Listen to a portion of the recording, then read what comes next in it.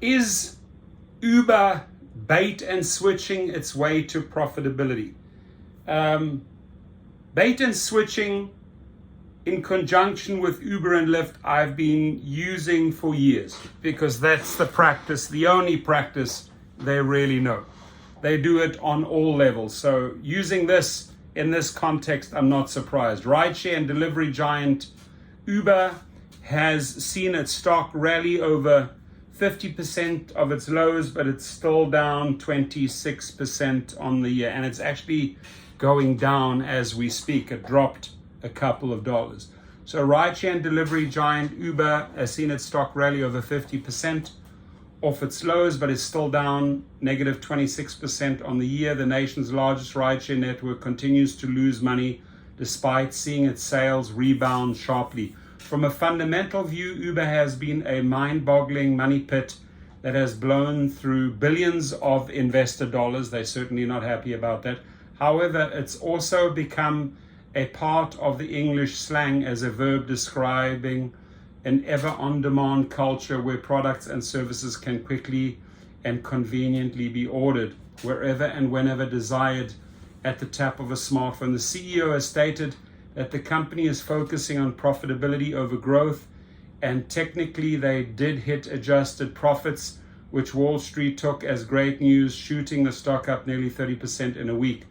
For optimists, the company is improving and expanding. Its recent partnerships grew to include Disney, offering Uber Eats customers 2 free months of the Disney bundle, along with taxi companies like IT Taxi in Italy and electric vehicle EV partnership with Hertz for drivers to lease Tesla EVs to provide rides. Riders can testify to paying more now for Uber rides than they did pre-pandemic.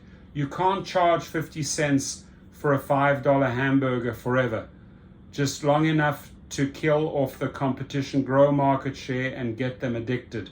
Then incrementally jack up the prices. Some call that bait and switch, but Wall Street approves. That's been Uber's game plan all along, and it's playing out masterfully. Two businesses in one. Uber has two main business segments, rideshare and food delivery. It's like getting two stocks in one. The rideshare network was the main business pre-pandemic, which competes with distant competitors in the duopoly Lyft. Its Uber Eats and Postmates delivery business competes with DoorDash. The common theme behind these business models is the build out of a network infrastructure. The mobility business grew 55% in the fiscal second quarter and finally surpassed the delivery business in terms of revenues. Path to profitability or money pit or both.